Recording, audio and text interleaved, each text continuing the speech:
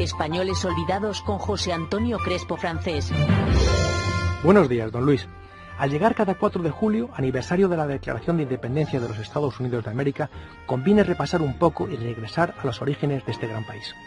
Fueron españoles los que llegaron primero, exploraron, descubrieron tierras y costas, recorrieron ríos, praderas, bosques y desiertos. Reconocieron la costa atlántica desde Florida hasta Terranova. Allí, mirando hacia el oeste, en 1524, Esteban Gómez, quien había convencido al emperador Carlos para que permitiera y financiara una expedición para encontrar el paso del noroeste, escribió, indicando que no había ningún paso marítimo al sur de la entrada del río San Lorenzo, en la bahía del Chaleur. Acá, nada, sin saber que había bautizado la inmensidad de Canadá. También exploraron el Golfo de México y las costas de California hasta Alaska, plantaron miles de topónimos con el santoral en la mano, levantaron mapas y cartas, describieron tierras, tribus y nuevos animales, llevaron el caballo que entró por Florida con Menéndez de Avilés y por Nuevo México con Juan de Oñate. Los exploradores que llegaron después del siglo XVI y siguientes dieron sus primeros pasos orientados por mapas y diarios derroteros de los exploradores españoles.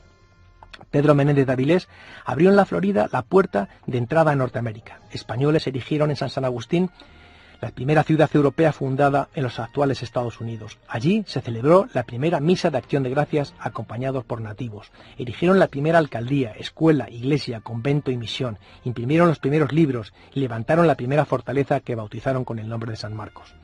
Por el suroeste, Juan de Oñate llevó el caballo, la acequia, la noria y la agricultura española que se fusionó con la local, creándose un rico intercambio que no cesó para enriquecer al viejo y al nuevo continente. Allí se escribió y representó la primera obra de teatro. Allí se escribió la primera obra épica norteamericana por Gaspar de Villagrá, primer hombre de leyes europeo en Norteamérica.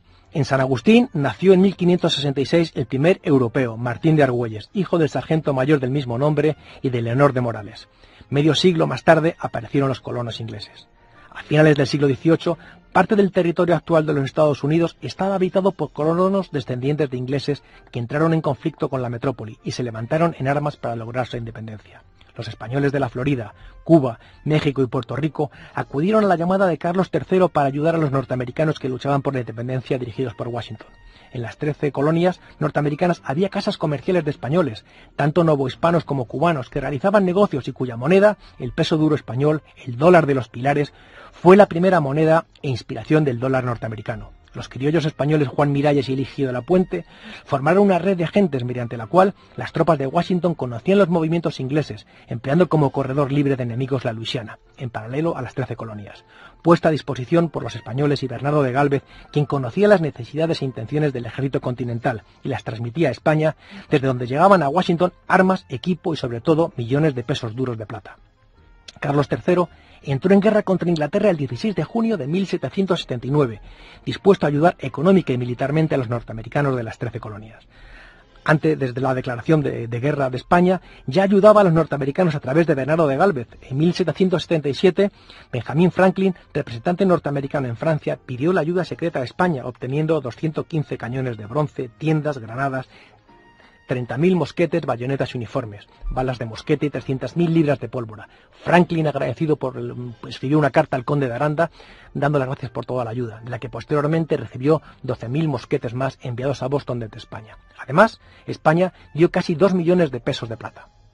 Las naves del comodoro norteamericano Alexander Gillion eran reparadas y artilladas en el Real Astillero de La Habana. El gobernador de Luisiana, Bernardo de Gálvez, y su hermano José de Gálvez estaban al tanto de todos los movimientos. El plan de Gálvez era claro: tomar el delta del Mississippi, para que los ingleses no pudieran moverse por el río y llevar refuerzos a sus tropas encerradas en el campo atrincherado de Yorktown.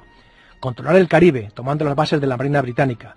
Conquistar Pensacola y los puestos fortificados de los ingleses en el delta del Mississippi y tierra adentro hacia el norte, a lo largo del río. Fortalecer al ejército continental de Washington para facilitar su victoria. En una serie de acciones resolutivas venció a los ingleses en Manchac, Panmure de Natchez, los puertos de Thompson y Smith, Baton Rouge, Fort Charlotte y Movila. Tomó sus fuertes y los desalojó completamente, al tiempo que aseguraba los pactos de alianzas con las tribus indias de la zona hostiles a los británicos. Una vez tomado el delta del Mississippi y los fuertes, los ingleses de Yorktown no podían recibir refuerzos y tampoco atacar a Washington por la retaguardia. Luego tomaría Pensacola, guarnición británica fortificada. En La Habana reunió las fuerzas.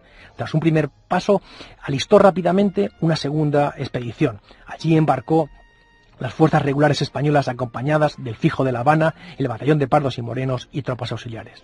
La toma de Pensacola se realizó en 2 meses, desde abril a mayo de 1781. Los británicos tuvieron 500 bajas y los españoles alrededor de 200. El general británico John Campbell y el almirante Chester, capitán general y gobernador de West Florida, se entregaron junto con sus 1.113 hombres y todas sus banderas, artillería, pertrechos, junto con más de 300 norteamericanos de Georgia que apoyaban a las fuerzas británicas, tomándose 5 buques de guerra ingleses.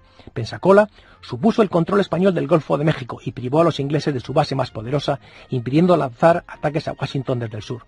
A mediados de 1781, en víspera de la batalla de Yorktown, librada de septiembre a octubre, Washington y su ejército se encontraban en condiciones deplorables, con sus arcas vacías. Los agricultores rehusaban suministrar alimentos por falta de pago, y lo mismo ocurría con el armamento y la pólvora. De Grasse, tras fracasar con sus gestiones para recoger dinero en la francesa Santo Domingo, fue a Cuba, donde las autoridades y las damas vendieron sus joyas donando 1.200.000 libras tornesas de plata. Tras Yorktown, que no fue realmente la última batalla, solo quedaba la base de Nassau, en Bahamas, por lo que una fuerza española procedente de La Habana, al mando de Cajigal, entró en el archipiélago, y el 8 de mayo de 1782 tomó Nassau, cayendo finalmente este último bastión inglés. A pesar de ello, los ingleses lanzaron la escuadra de Rodney contra La Habana, pero la defensa de Cajigal frustró los intentos de desembarco. El 3 de septiembre de 1783 terminó la guerra de independencia con la firma del Tratado de Versalles. Cada 4 de julio se recuerdan los nombres que llevaron adelante la heroica lucha de la libertad. Franklin, Washington, Adams, Jefferson, Jay, Madison, Payne, Hamilton. También vienen a la memoria Lafayette, Rochambeau, Toussaint, de Grasse, el polaco Kosciuszko y el general prusiano von Steuben. En cambio, no se menciona o se miran de reojo a Bernardo de Gálvez, su hermano el ministro José de Gálvez, o Juan María Manuel de Cajigal, o Francisco Saavedra, soporte financiero de la independencia norteamericana, Juan Miralles, amigo personal de Washington, que junto con Juan Eligio de la Puente desarrollaron labores informativas secretas y decisivas por la victoria. A ellos hay que sumar los que cayeron en el delta del Mississippi, en Pensacola o en las Bahamas, y de allí remontarnos a los intrépidos exploradores, a los misioneros que trajeron la palabra de Dios, a los que plantaron las primeras cruces y levantaron ciudades y pueblos, trajeron libros, leyes, conceptos y pensamientos, humanismo y filosofía. Ellos fueron también padres fundadores, y el día de la declaración de independencia merece que se les recuerde, y con ellos a todos los que con sus cuerpos y sus almas participaron para forjar la grandeza de los Estados Unidos de América, esa tierra de hombres libres, para que no sean los grandes ausentes en la gloriosa fecha del 4 de julio.